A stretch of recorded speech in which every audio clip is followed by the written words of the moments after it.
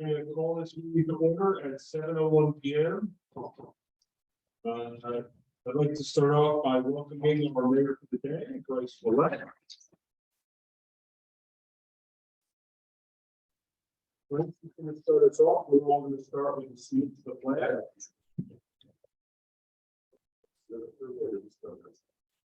I pledge allegiance to the flag of the United States of America, and to the republic which stands one nation under God, indivisible, with liberty and justice. Please join us for a moment, silent reflection.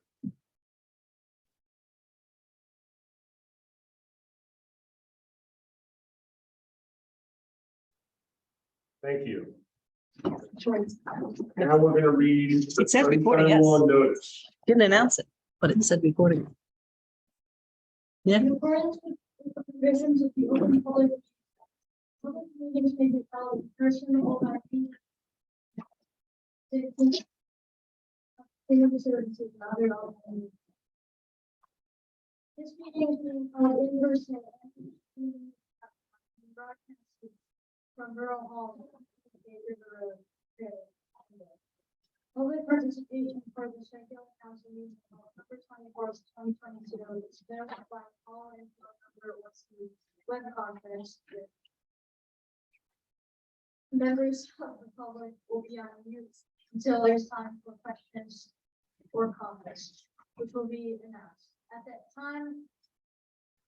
From the time the public has the opportunity to question or comment by phone or through Zoom by the raise hand button and will be called on at the appropriate time. Notice of this meeting was included in a schedule of meetings, which was adopted by the resolution numbers 22 to 13 and sent the Asbury Park Press, Two River Times, the Hub, and the Star of the Leader on January 6, 2022, posted on the Borough website, bulletin board, and municipal building, and advocate required under this set. With adequate notice having been given, the Borough Clerk is directed to include the same minutes of this. Also, may I say something? Here. Paul. Here. Here. Here. Yes. Here. Perfect. Here. Here. Thank you. We're going to start with the presentation, the 2021 municipal audit. Josh, give us a second here. We're having a little foul issue. Uh, We're recording, but we're the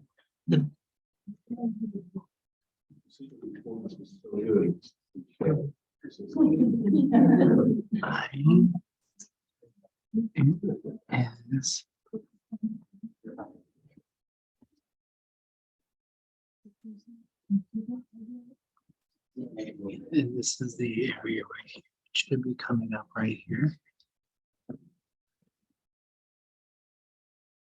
should be allowing for that camera. that was nice. Yeah, This was- yeah, probably. Let's see if it comes up here.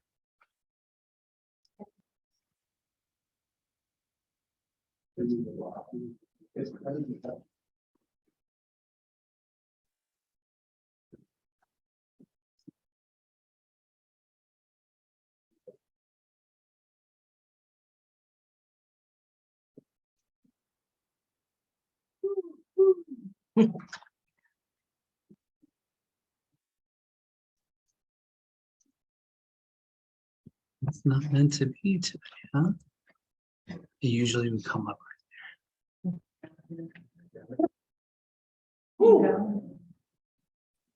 Do they conjure? That's a real thing. Yep. Oh. Is that good? See you guys, I'm out. Drop the mic.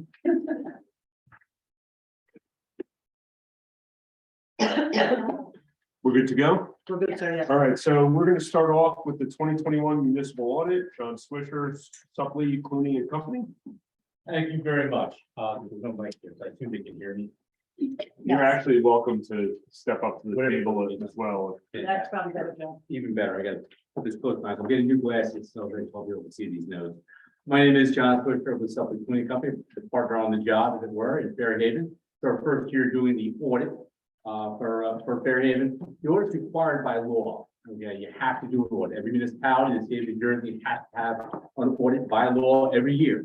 This is a financial safety audit, it's a compliance audit. It's not an operational audit where I'm coming in and looking at the way your staff or anything like that. People sometimes get confused between the two, but I'm looking at your financial statements, I'm looking at your internal controls, and looking at your compliance with laws and regulations. So I'll start by saying it's a risk-based audit. When you come in, we're actually looking and asking questions before we even begin doing anything as to where we believe the risks are in the engagement. And they're very similar pretty much with every municipality out there. And I would start with payroll being one of the biggest risky areas that we look at. Any municipality we go into, there's so much complexity to payroll with the pension and the deductions. Payroll is a place we're going to focus. Taxes, cash and tax department. Obviously, another place we're going to focus. Compliance with the laws for bidding, things like that. So our firm does, I think, 65 municipal audits in the state of New Jersey. We kind of know how to do a municipal audit. Every place has a little perks and nuances. So before we even begin, we're asking questions to figure out exactly where we should be focusing our audit. But the main thing that you would hire us for at the end of the day is to render an opinion on your financial statements, whether they can be relied upon, whether they are free from material misstatement. Okay, we do that by designing an audit to check the balances in your cash, accounts receivable, accounts payable, all these different things, the expenditures, the revenues. And when we do all these procedures, we can then get that basis for our opinion, our work paper, so we can rely upon to make an opinion on the financial statements. And I'm happy to say that you get an unmodified opinion, which is good.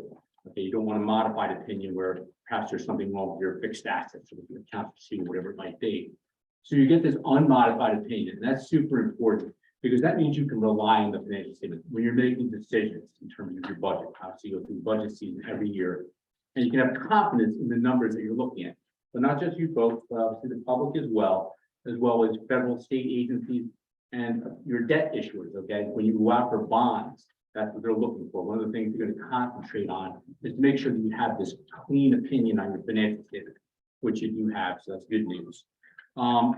Secondly, in a governmental unit, you're required also to comply with gas governmental auditing standards. And that deals with the compliance piece that I talked about before and internal control. So that's kind of important the first year of doing the work, which is our first year in the engagement here in Fairhaven. And we have to come in and establish your internal control. And that takes a lot of conversations, since Teresa knows, and everybody knows that, I was passionate to just find out how do you operate here in Fairhaven? What are your rules and regulations internally to make sure the transactions are processed properly? Okay, whether it's purchasing, whether it's payroll, whether it's receipts. So we go in, we establish those internal controls, and we make sure that they're properly designed to make sure everything is going to get posted correctly. We go through that process, and they're very well designed here, I'll say. Then we actually go in and test them to make sure that they're functioning. Properly designed, are they actually working? The good news on both accounts, again, we didn't have any comments or recommendations, which is good. Also in that opinion, we talk about compliance. Compliance in the state of New Jersey is well imagined, it's pretty rigorous, okay, between the feds and the state and your local rules and regulations. I'll use bidding again as an example. We'll select some of your bids and look at them and make sure that you're going through all the rules and regs as it relates to bids, as it relates to payroll, et cetera, et cetera. Again, that's an area that if we did have a problem, we would find a comment or recommendation in the report. Again, happy to say that we don't have anything in the report this year. So again, we're doing great. Finance statement opinion is clean. Your internal controls are good and functioning, okay? And your compliance with the rules and regulations also did not yield anything that would be required to be put into the report. Comments in the report. Your financial position at the end of 21 is good. You've got a nice healthy surplus.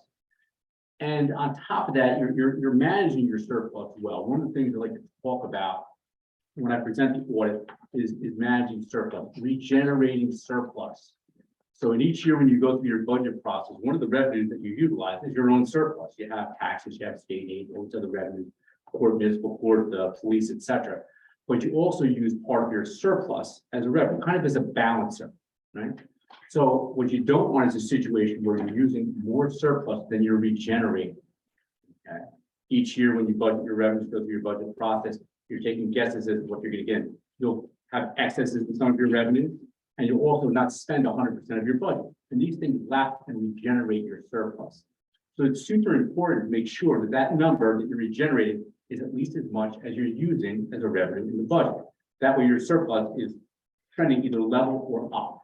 And that's very important. So I went back over the last 3 years, and year on year, A, you're up, and B, you're not using more than you're regenerating. And that's crucial, okay? You want to have cash flow, certainly. Okay, but at the same time, go back to those lending institutions when you go out and do bonding. Okay, one of the first things you're going to look at is whether you have surplus or not. It's like if you're going for a mortgage at the bank. They also want to see that you have consistency in your budgeting, which you do here. It's pretty level. Okay, if you look at least at the last 3 years, pretty level. So we're generating the surplus, we're being very prudent as we budget, which I think is crucial. So once again, it's a good news night here. This is one of my easier meetings I'm going to get to do, right? Financial statements are in good shape. You don't have comment or recommendation report, and the financial statements are good and they're strong. Then we talk about the future. Okay, and I think all of you kind of know already, and I'll kind of go off that there's gonna be a lot of pressure this year. Inflation, I'm watching some of my clients, different clients that I do, inflation is hurting already. It's really putting stress on the budget. In addition, state health benefits, which I'm sure everybody here kind of knows about, and the pressure that that's going to cause. You have caps on your tax levy. You have caps on your appropriation. And I think it's going to be very, very interesting. I've had discussions with the state about this, that, not doing bad budgeting or anything like that. You're going to have pressure. Every municipality, I think in the state of New Jersey this year, is really going to go through the ringer when it comes to the budget process. You put yourself in good position. And then I've got other clients that maybe you're not in as good a position, and maybe they're using a little bit too much surplus and they're trending downward. Okay, that's not the case here. You're in good shape, but at the same time, and you're supposed to end on a high note. Okay, you have to kind of be careful with that and continue to be very prudent in managing that surplus. I can't emphasize that enough. The report itself, there's a lot of schedules in here. I'm sure I don't know if any of you have an accounting background or not. But I would point out there's a couple of schedules in there, in the aid section, which is your current fund. That's where all the action takes place, right? And there is the A3 is a statement of expenditures. And you don't have to look at it. We'll be testing on this later either. But as a governing body, it's a pretty straightforward schedule where you talk about your amount budgeted, the transfers that you made, the modified budget, and then what was expended and what was left over.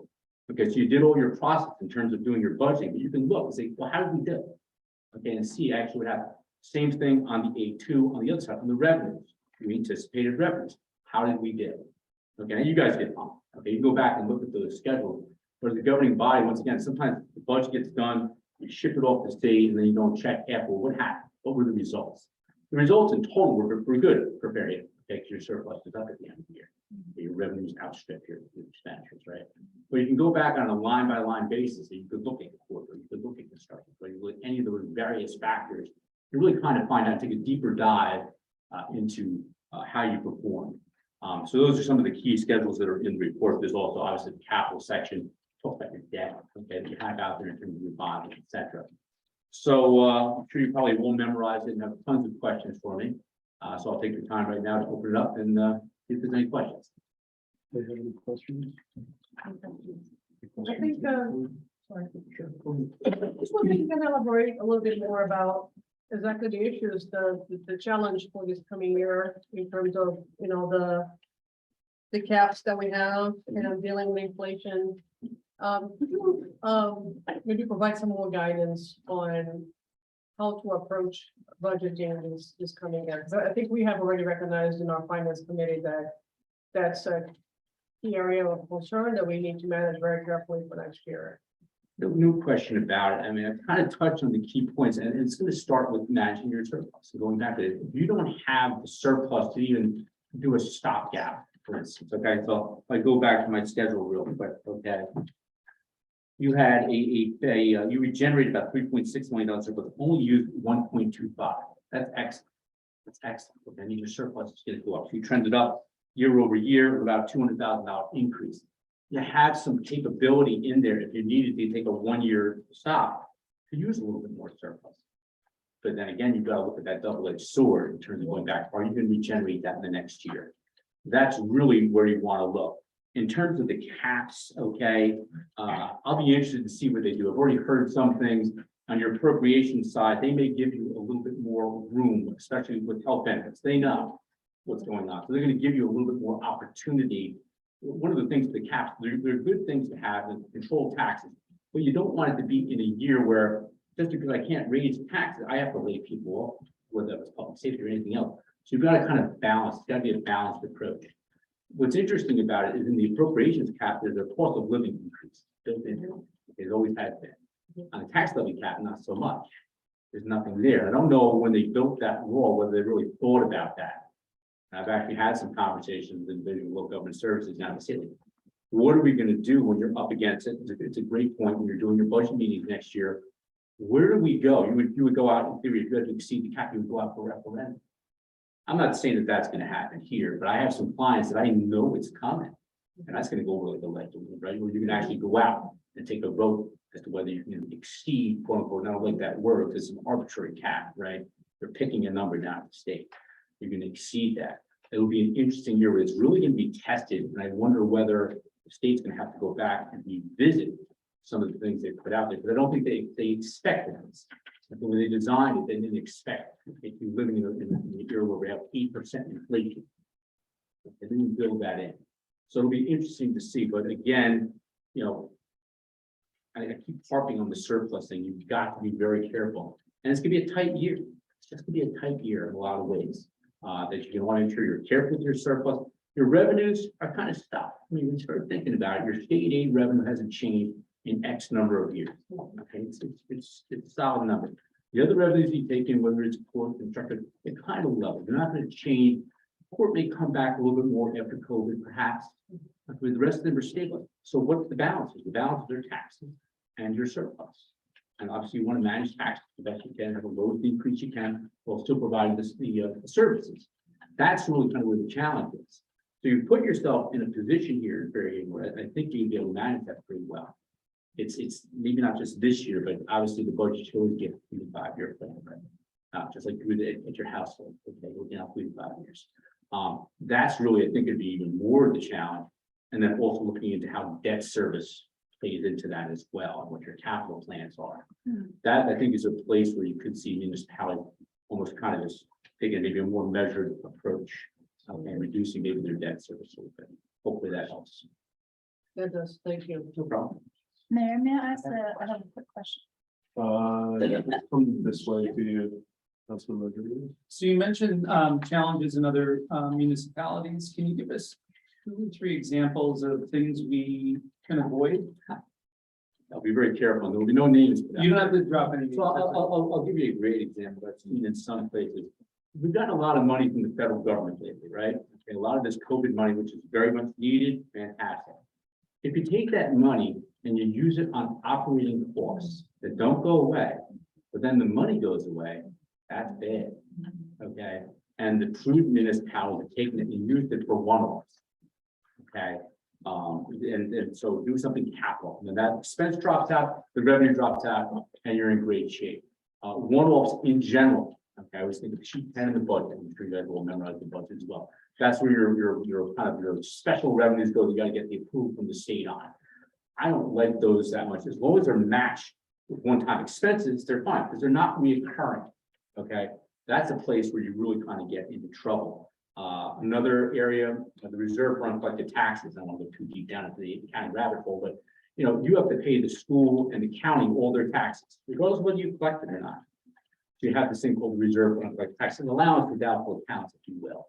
And you can make that within a range, a certain amount. The higher it is, the more taxes. Some places they'll lower that number artificially. Okay, but they're not going to generate back surplus. I'm thinking of a particular client right now, and they're pulling tricks. Okay, the answer to your question is don't pull any tricks. You just have to be very measured in your approach and look on that 3 to 5 year basis. Is truly the key, I think, that the budget. The good towns are doing that, and their tax rate is, everything is going up. We all know that, but their tax rate is going up in a very measured fashion, as opposed to seeing these artificial ups and downs. Thanks. Councilman Cole? I'm wondering if you could offer us for the prudent man's rule of thumb for debt to operating budget. Yeah, there's all kinds of things out there, and one of the things that people will talk about is you should not be authorizing any more than you're retiring. Okay, and that's a simple thing to say, and then when there's potholes in the road, okay, we can't do that this year, we need to do that.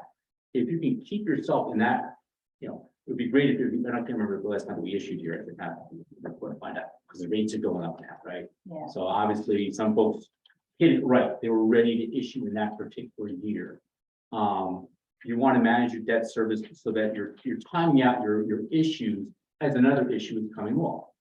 Okay, and I don't have an analysis of your debt service in front of me here, but when you plan it out properly, and your CFO is not here tonight, and Teresa, they have 2019, 2019. Okay. rolled off of 2009, we issued 19. Okay, so, but listen, again, the report speaks for itself. I'm gonna jump into my acknowledgements real quick, because it's gonna help you maybe with your answer a little bit. You got a good staff here. I mean, you really do. I kind of had a hint, I do the engagement in Middletown, so I'm familiar with your CFO already. Okay, I know that she runs a big ship. Okay, I've known Teresa a little bit as well. I kind of knew what I was getting into with this engagement. And it's all about planning with your debt service. And you have a certain number of linear feet of road plan. And if you don't keep up with that, I'm thinking of another client right now, and they're surplus. I know why they weren't paving any of their roads. And it was a bomb just waiting to go off. Okay, so again, you've got to stick with your plan. Okay, try not to authorize any more than you're taking down and paying down.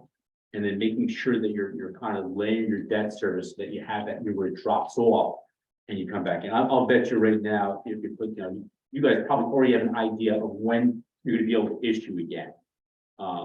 Right now the rates are a little bit lower on their bands, the 1 year notes that you do, and those kind of carry you forward until you have your next issue. But I think debt right here is, you're well below the debt limit. Most municipalities are. Okay, but again, it has to be have a better idea of your infrastructure. That's not one of the things we do in the audit. What's the measurement? What has to be done out in Fairhaven? I wouldn't say that I have a great handle that your bond counsel would, your administration would. Okay, but the rule of thumb always is to try not to issue or authorize any more than you're retiring. It's always easy to pass a bond ordinance. Quick follow-up. Hard- it's easier to Is fund that limit legislative or is, absolutely what is that? 3.5% of your average assessed value. Okay, thank No, you. nobody really, so you get a debt statement every January, and that will have it in there. I don't have that number right in front of me here, but I guarantee you're well below your debt limit. Nobody really comes that close. Mhm. So you've got a lot of opportunity to issue that, but again, the smart folk do what needs to be done. You have a good check. I'll give you one more thing, it's at 15 minutes. I told you it's John. You have a capital budget, okay, part of your budget, you have a regular budget, and you have a capital budget, which is more of a spending plan, you're not held to it. The good municipalities have a pretty rigorous capital budget. Other ones kind of play it really fast, and good places have a plan, what they're gonna do this year, next year, et cetera, et cetera. Mhm. Hopefully that answers your question. That was very helpful. Thank you. Thank you, John. Wonderful. Again, you guys can reach out to me. I come here for 2 minutes. Teresa's got my information. If any questions as you're going through the report, feel free to reach out. Happy to come back, take a phone call, whatever you need. Great. Have a Thank you great very evening. much. Thank By the way, you you. did a fine job reading that stuff. Have a good evening. I'll call. All right, we're gonna move along to workshop session. We'll start with, Request from Lauren Porter to have a horse wagon ride in the historic district during the holiday stroll.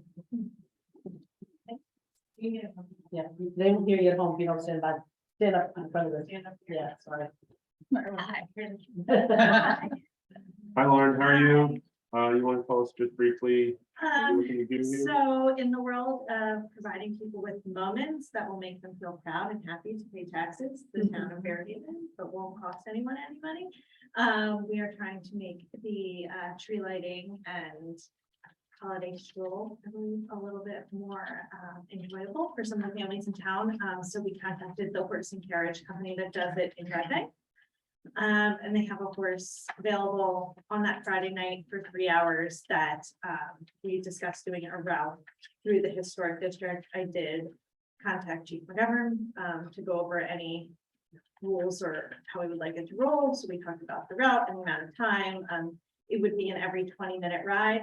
So it would be a 10-minute ride with the 5-minute on each side buffer for getting on and off. It would probably be like a 7-minute ride to be, but it would be a sign of genius that we would like the town to email out the date and the time that the signups will be allowed. Therefore, it's not like being emailed out and like it's live. It will be on this date at this time, you're able to sign up. Therefore, no one has any, advantage with getting the rides because we can only do so many within a 3-hour time. And after 3 hours, it's inhumane to the horses to have keep going or to the horse. So it can only be 3 hours. So it would be from 5 to 8. And every 20 minutes, each carriage can hold up to 12 people. And hot chocolate will be served. We're gonna have businesses sponsor it, so it's not gonna cost anything, but so that the people who sign up feel obligated to do, we are going to have the sign up genius charge them, but the money will be a donation, most likely to Holiday Express. So it's not, we're not collecting money for the horse and carriage ride, but we want people, if they sign up and take the slot, to actually feel That's smart. somewhat obligated to show up. So that was kind of so that was what we thought through. Everything with the horse and carriage ride. Sorry, where are the people staging to get on the ride? So it would be at the Vets parking lot, which is on the corner of, I think, Gillespie and River. And then it would go down Gillespie and most likely turn left and then turn right on. I don't know the name of the streets, but go down to the Yacht Works, turn around and then go back. He claims even on that tight street that he can flip around without going through the parking lot, but we're planning on just going into the Yacht Works parking lot. Okay, and the waste. from And the, it's just like in Red Bank, they wear a thing, Okay. there's nothing on the street in Red Bank, it's the same, so.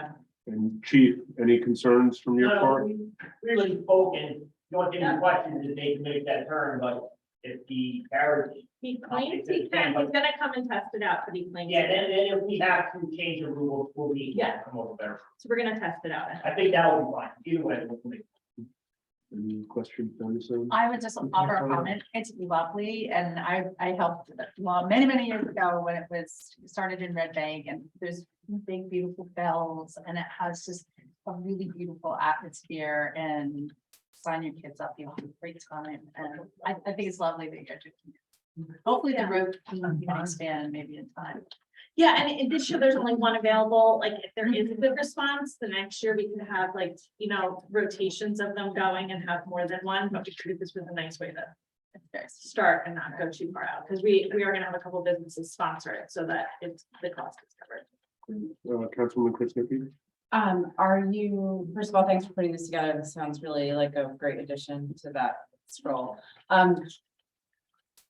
Do you need to sign up with 12 people, or if my No. family of 6 signs up, then 6 other slots will be available and someone else will Yep. scoop them up? Okay, so then you're in with whoever else is Everyone, plugging in. yeah, that unless time. you wanna take all the sign. You don't have to, no.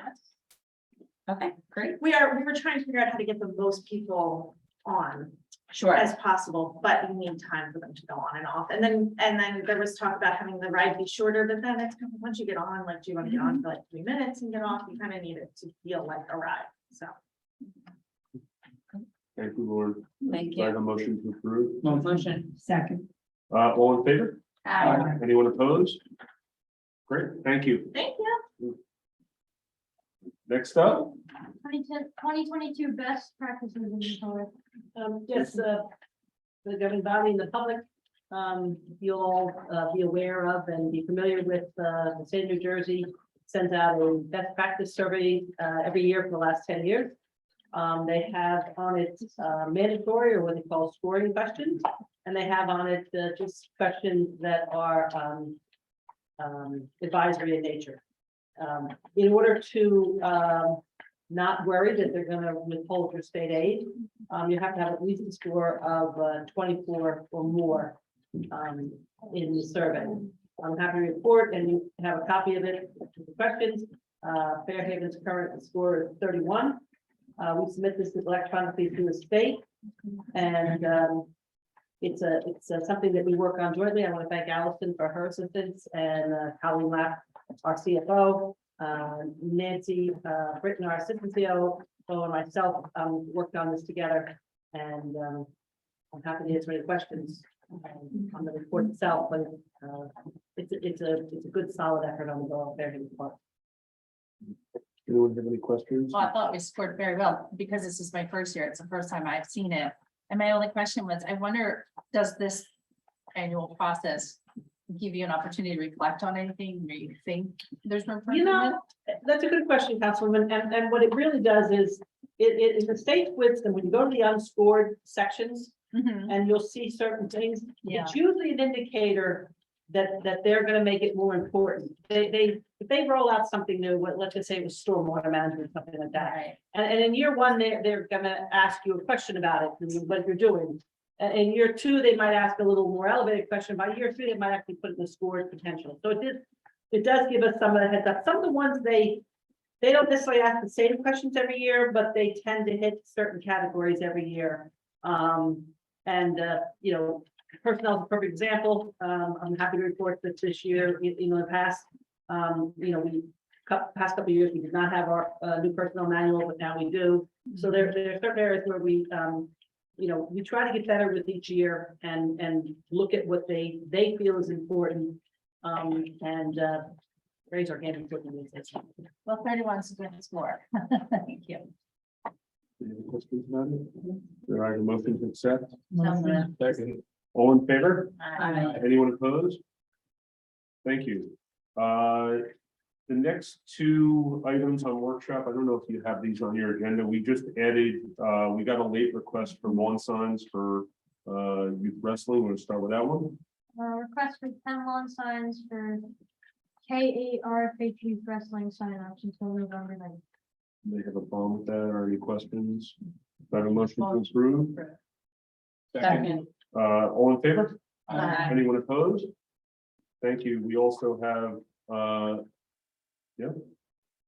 Request from Fairhaven Business Association to post lawn signs and a banner for small business.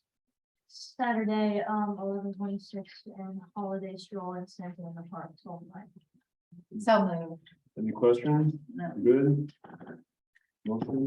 Motion? Second. All in favor? Anyone opposed? Thank you. Now we're going to move along to public comment on agenda items. Please stand and identify yourself by clearly stating your name and address to the record. This is for agenda items only. Please try to observe a time limit of 3 minutes. Is there anyone? Yes. Evening, Andrew Bear, 77 Cedar Avenue.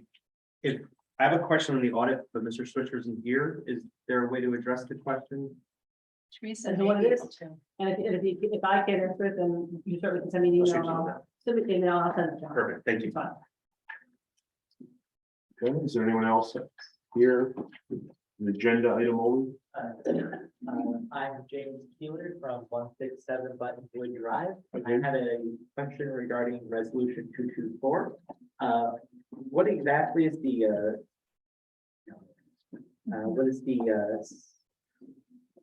what is the salary increase being approved in the PBA contract? You have the. Yes, it is, I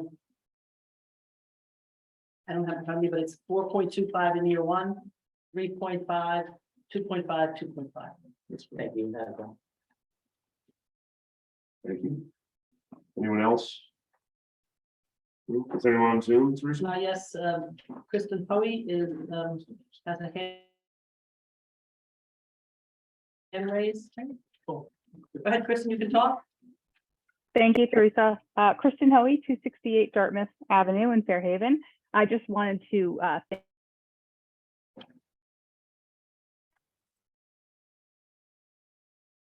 We might have lost her. good. Did you hear me? You're slightly back. Now. Okay, great. Thank you, Teresa. I just wanted to say thank you to Bryce Roulette for stepping in as mayor of the day, and I wanted to let him know that he has my full endorsement for a future run. Thank you. Thanks. That's it, sir. There's no one else in the public with a hand raised. Okay, we're gonna move along. Approval of minutes. October 11th, 2022 regular meeting. And October 11th, 2022 executive session. Good job. Do I have a motion? Second. Alison, may I please have a roll call? Members President Lee, Yes. Cole, Yes. Hodge, Yes. McHugh, Yes. Beth, Yes. Harvey. Yes. Thank you. Moving along to old business. Amendment to the proposed 2023 council meeting dates. Does anyone want to discuss this? I would just like to offer a brief update on the recommended amendments to land use and development ordinance. This was as proposed by the planning board. We didn't do For the. council meeting days. Council meeting, that's all right. We're gonna get the council committee reports. Yeah, there, that's it. Betsy, you're in a rush. I just wanted to do it. Oh, yeah.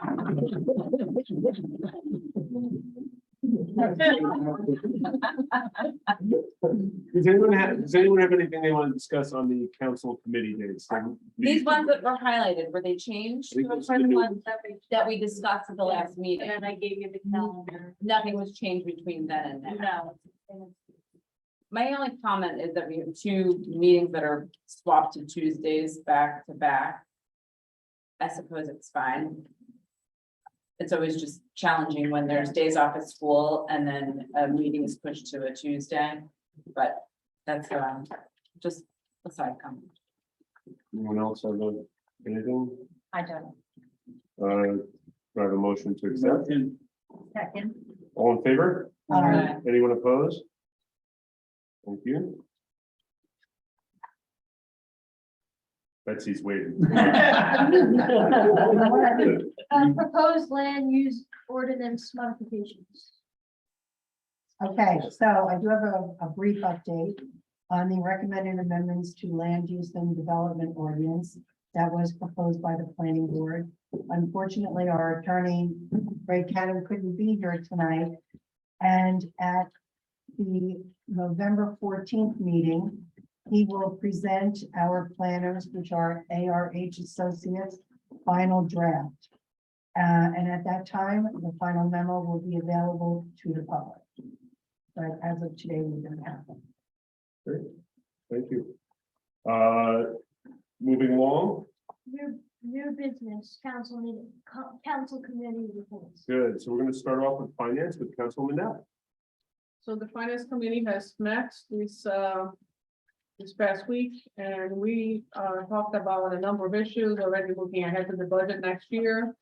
A number of the issues that our auditor has mentioned tonight about the challenges with inflation and how that's gonna affect, the caps that we have, and to what degree that's gonna affect the way we want to budget, or do we want to do our capital spending, or even issue of debt. So those are issues that I think will require council to maybe reprioritize some issues and figure out what are really the key items we want to tackle next year. The first thing we're going to do is we're going to be talking about small ticket items. That's going to be November 14th, Teresa. So I think that's going to be the first thing we'll be discussing, but I just wanted to mention to the council that I think we're gonna have to do some real thinking about what are the things we want to do. We have a very long list of wants. We also have a very long list of needs. And I think we're gonna have to maybe revisit most of it. Maybe come up with 5 key items we want to do for next year, at least while hopefully inflation at some point gets tamed. And maybe market conditions are better. So that's. I don't know if anybody else from the finance committee has any other comments. It was a productive meeting that we had. Thank you for sharing. Thank you, Councilwoman. Personnel, Councilwoman Kuznetsky. Thank you. I'm actually going to start with Natural Area Committee. Thanks for everybody who showed up to the Walk and Talk Saturday.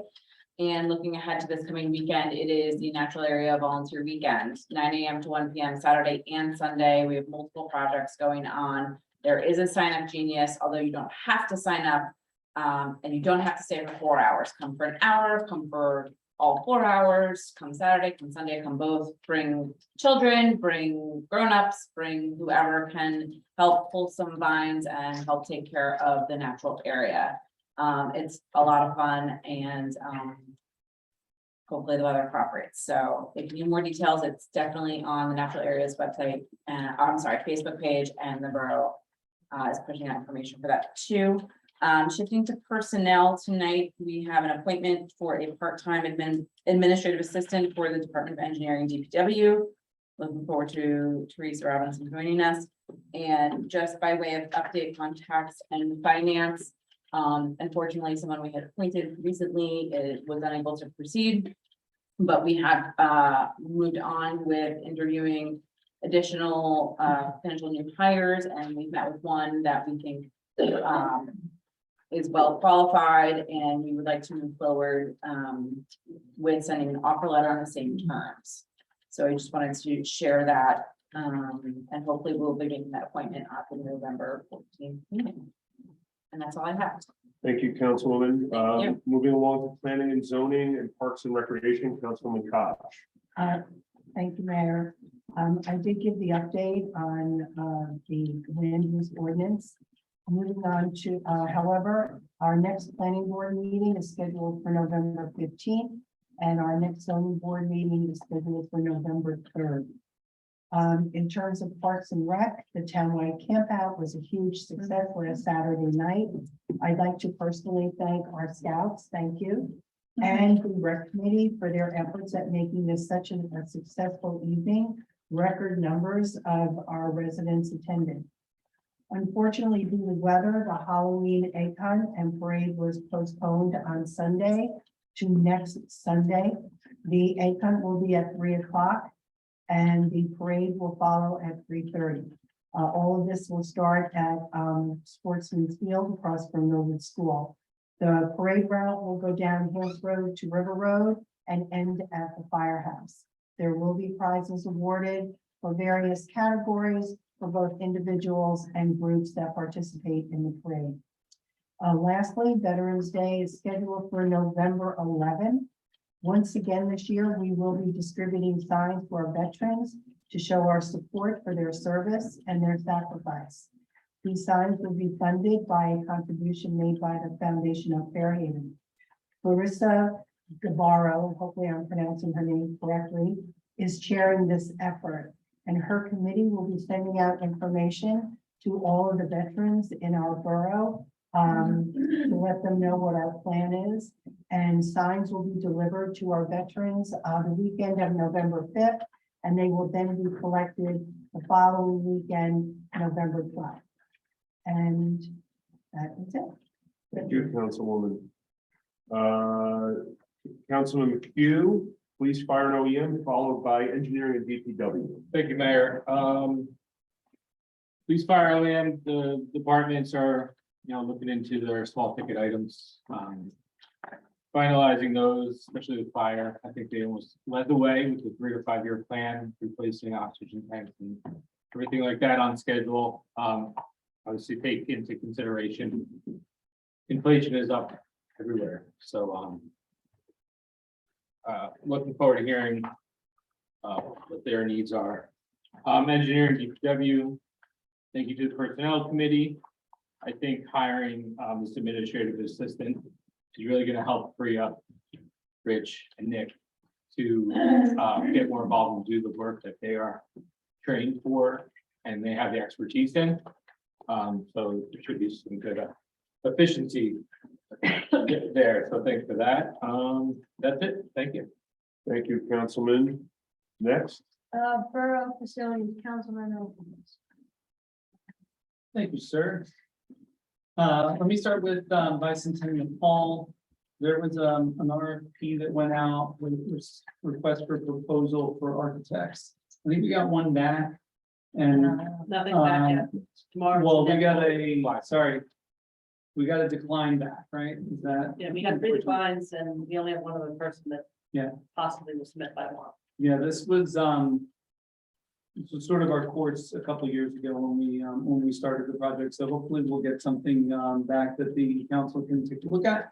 On the DPW and police department, we're still awaiting final numbers and information back on the contract review that we have pushed out to our owner's agent, which we're hoping to get back soon. And once we do, we'll then look for direction by the facilities committee from the council on a direction for those projects. So, any day now, and then we can kick off our every 2-week cadence of meeting for facilities. That's all.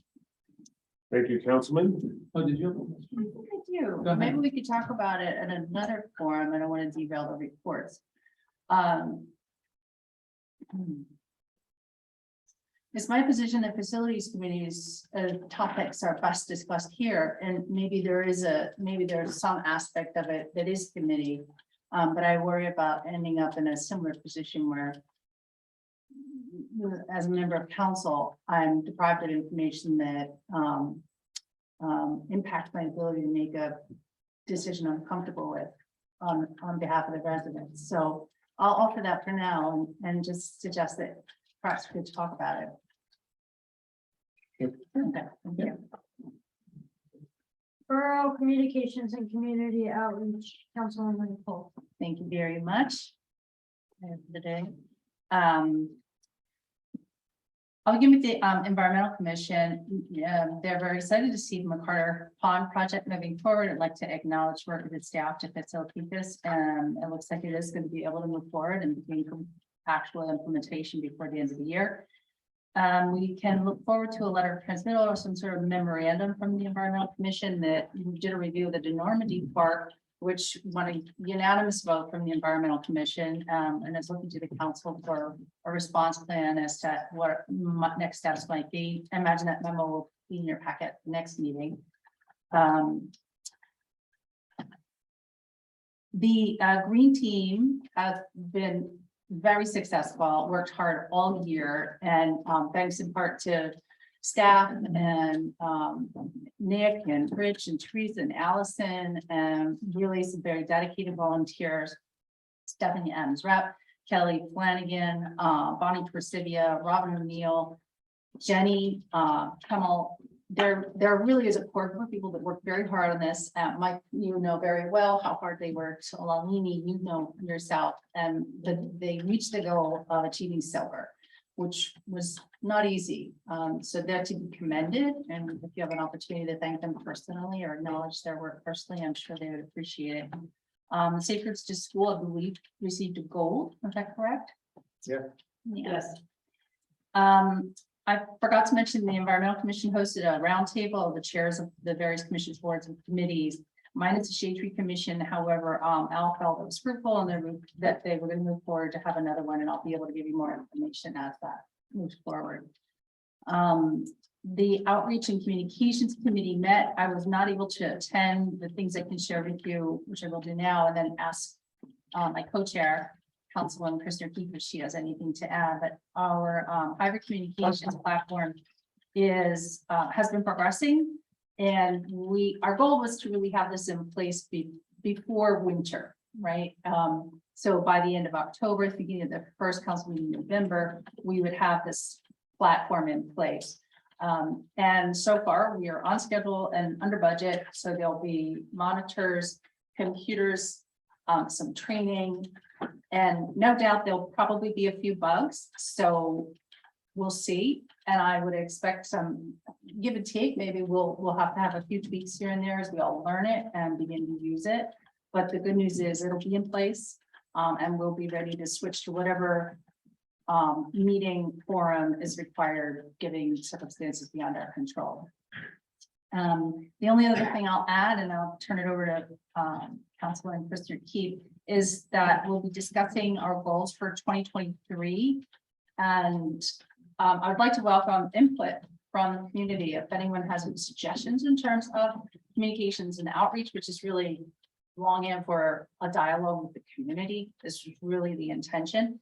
Some of my goals include a centralized platform of all kinds of communication, which might include social media, and also a very robust sort of volunteer clearinghouse of information, whether that looks like a website and or a handbook. These are all basic sort of layers of information about the function of government and how volunteers, what their role is within their various appointments within the government. So those are a couple of my goals, and we'll be talking about that more, but I really throw it out here today in case anyone has thoughts and suggestions. Really like to hear them. Something you want to add? Yeah, sure. I'll add a couple of things. A couple of items we discussed that we're working on are written procedures for committees, commissions, boards, etc., who are looking to make purchases with any funds that they might be holding in trust or that matter.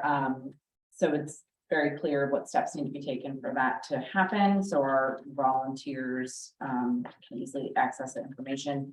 We discussed volunteer outreach and the civic leadership law.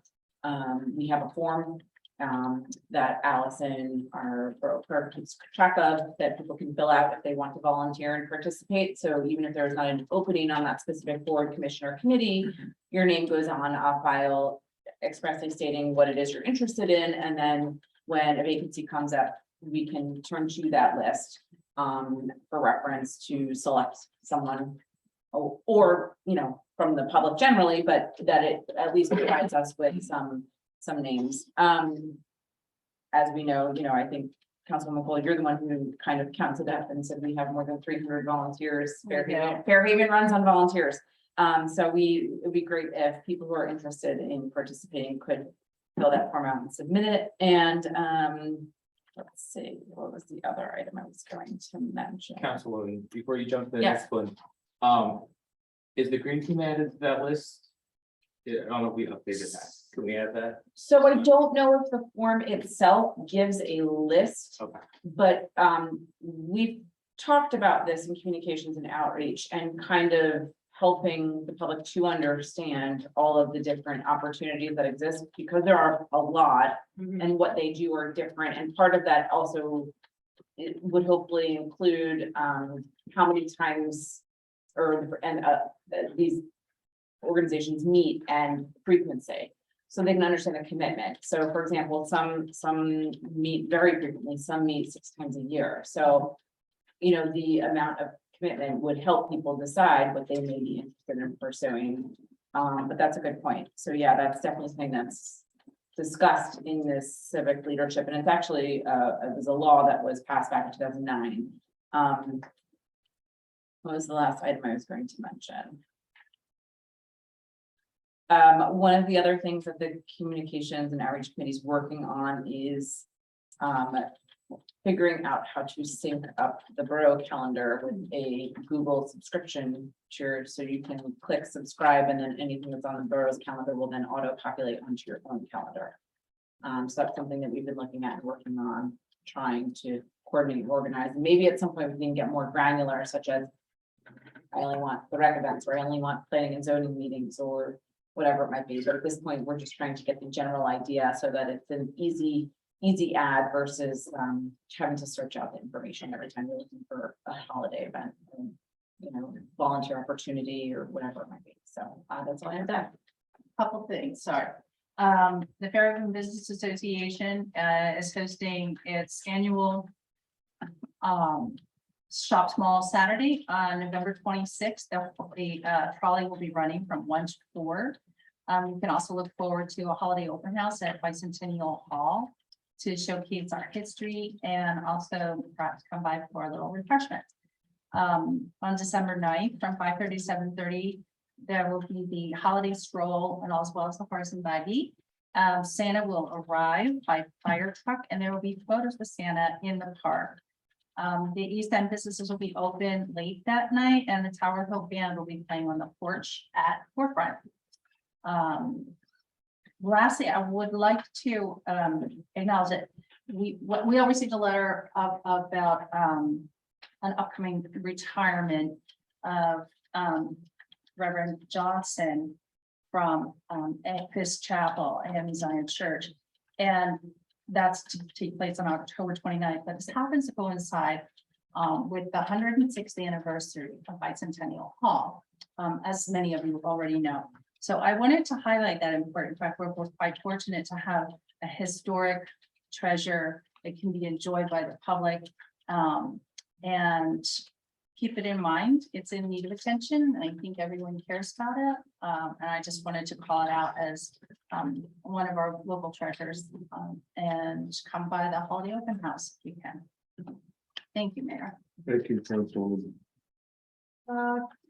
Consent agenda. All right, we're talking about resolutions 2022-220 through 2022-224. Before we move to vote, is there anyone that has any questions or wants to separate something? I don't want to separate anything. I noticed there's no executive session. I guess that was intentional. Yes. That was my only question. Would you like to add one? No. Anybody else want to move anything or any questions on the consent agenda? We're good? Do I have a motion? Motion. Second. Allison, may I please have a roll call? Yes. Paul? Yes. Yes. Yes. Yes. Yes. Thank you. Department reports, September 2024. Do I have a motion to accept? Motion. Second. All in favor? Aye. Anyone opposed? Thank you. We're moving on to good of the borough. Please stand and identify yourself by clearly stating your name and address for the record. Please try to observe the time limit of 3 minutes. Anybody? Quick question, Spruce Drive. Any update on the Fairhaven Road purchase of that property? No. I don't know what I'm allowed to say and not say. Well, I mean, are we doing it or not doing it? Well, I don't think, Well, it's currently on the market. Right. It's currently, that property is currently on the market. You know, anyone in the public is welcome to make an offer on the property as it is. Right. So is the town moving forward? We discussed the capital.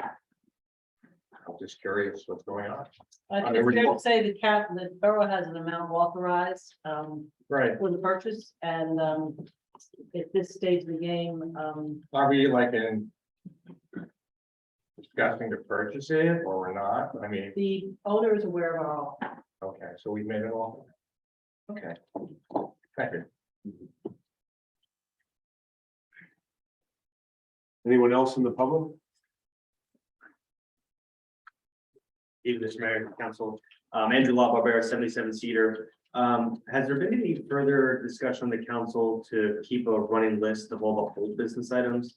That was one of them that was discussed a few months back, and there's been a handful and comments have been made. So wondering if there's been any thought process on that. Not looking for an answer today, but just curious. just to clarify, do you mean keep it on old business until action is taken to complete the item? Well, the initial request was that these items come on and off, and there's no frequency, and just because it's not on the agenda doesn't mean that there hasn't been updates behind the scenes. And the recognition and validation that the council is still tracking these critical items to include the purchase on Fairhaven Road. The request was to include that revolving list. So I was just wondering if there was any more discussion internally to have some type of modification to the agenda going forward to track the vote. Yeah, I would say defer to the mayor.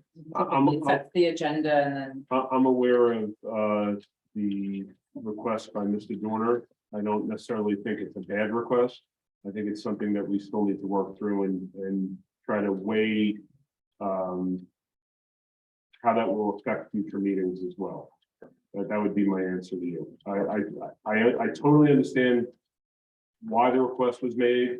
And I do think that some significant value would be added to the meetings, but I think it also might result in significant time being added to meetings. And I do want to make sure we're focusing on items that we can effectuate change on in the moment. So I don't know if that answers your question properly. I would say that it's something we're still thinking.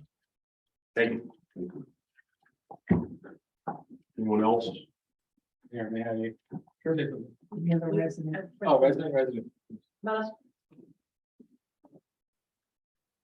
Hello, good evening. I'm Melanie Woods.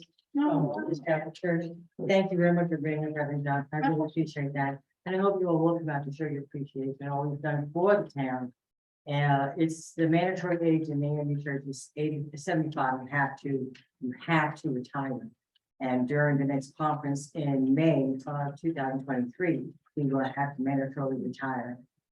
2000, what did I say? 23. 2023. It's also Fish Chapel's 175th anniversary. So we're doing a celebrate all at the same time. So I hope you all will make an urgent effort to come out on Saturday. Thank you for the invitation. Thank you very much. Can you read down all the details for everybody on the phone? Because people listen to this playback as well. Yes, I brought the invitation. Yeah. I read the invitation. Sure. Thank you. Yeah.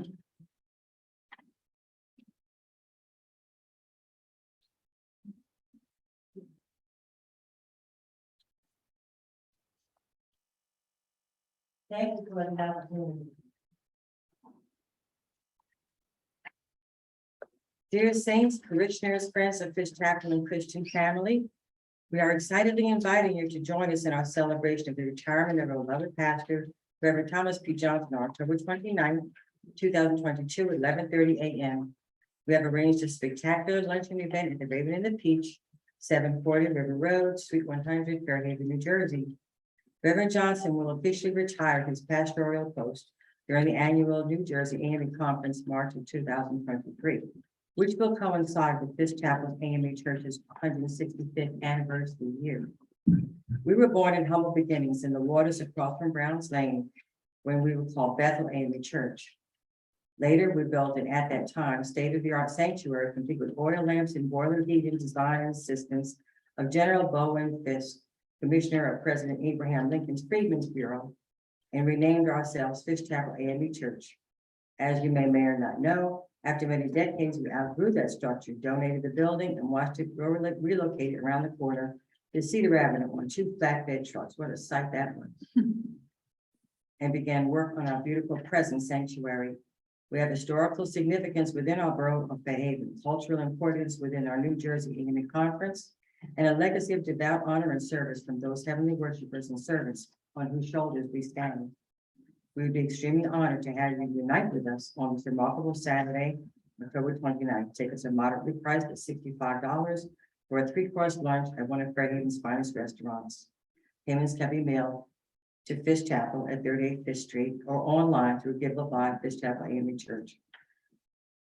Thank you very much for your cooperation. I hope you all come out. I really hope I'll see everyone out. Thank you, ma'am. Do you want to give me a copy of that? Make sure we get it out to the residents. Yes, ma'am. Thank you very much. Thank you. I appreciate it. Is anyone else in the public with a comment?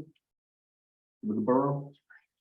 I have, Teresa on Zoom? I have one on Zoom. Sonia Tombino is out of her hand up. Sonia, go ahead. Hi, guys. Sonia Trombino, 10 Brookside Farm Road. Hey, I just had a question about the hydro raking project. When is that going to start? And also, did we decide what we were going to do with the actual rakings? I know that there was some discussion about where that was going to be placed and dried out before it was going to be used in the path.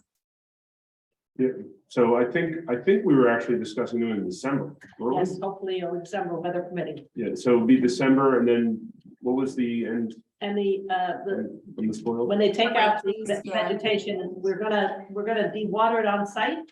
For, depending on the weather, 3 days up to, 5 or 6.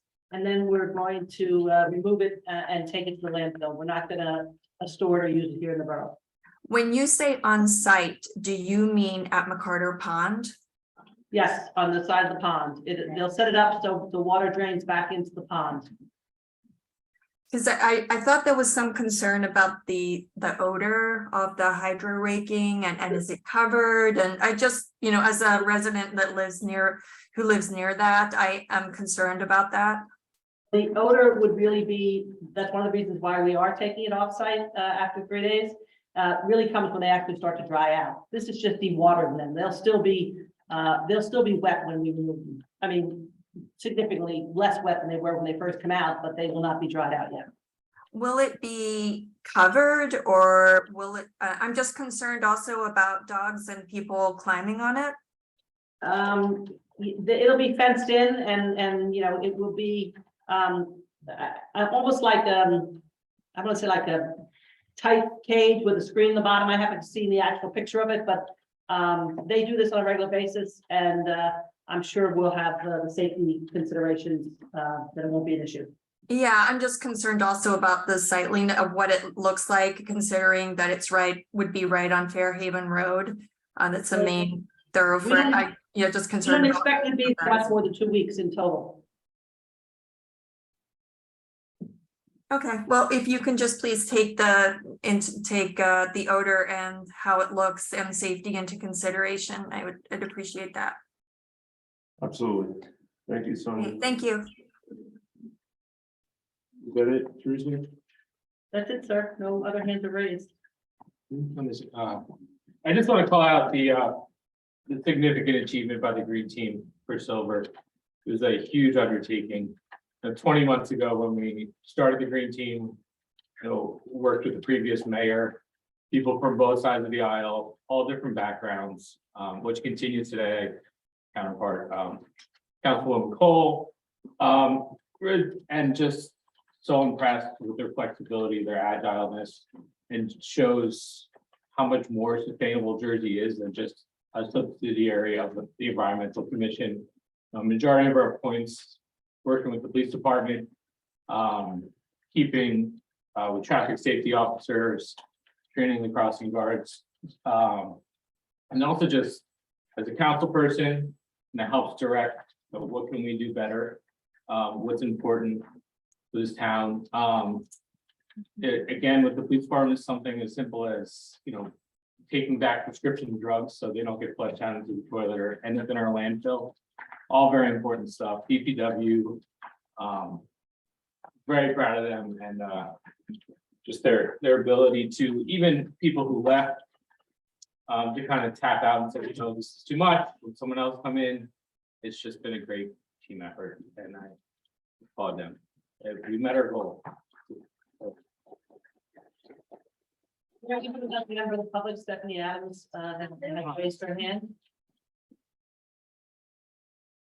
Go ahead, Steph. Hi, Stephanie Adams, 230 Oxford. I just wanted to add on to what Mike said and obviously thank everybody again for all of their help, but I also just wanted to publicly acknowledge also just the residents of Fairhaven. They were such a big part of what we achieved, coming to Love Where You Live Day, taking green challenges. The Fairhaven Business Association, they've got so much on their plate, but they took time, several businesses took time out to be part of the Green Business Recognition Program. We're looking forward to expanding that as well. And I also wanted to publicly acknowledge, everything that Lalini Neff did for us. She really got us to bronze and put us on the path. And we wouldn't have gotten to silver without that. So I wanted to specifically thank her along with Tracy and Mike and the borough administration for all their help. So thank you. Thank you, Stephanie. Anyone else, Teresa? No, sir, that's it. All right, before we adjourn, we just want to present our mayor for the day. With a keepsake. Bryce did an unbelievable job touring the entire borough. On Friday, we met with every single department I can think of upstairs and downstairs. He was at the police department. He was at the fire department where it got cut short because they got an actual call for a fire. And he also toured the DPW. Okay, so what we did here, this is signed by all of us. It's from our centennial celebration. And obviously you'll be able to hang that in your room for the rest of the time. Why don't you just stand up? Love it.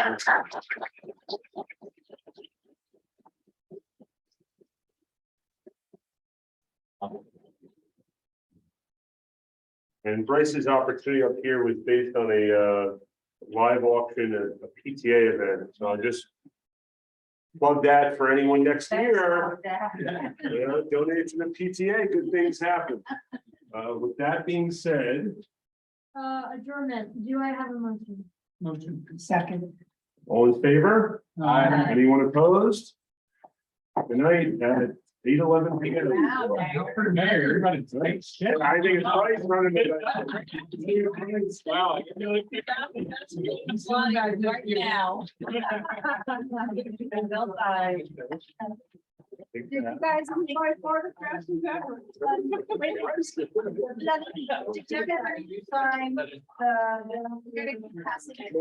Did everyone sign 3 copies?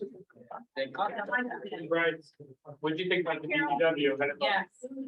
Everybody. Was it raining? Did it rain inside the building? How are you?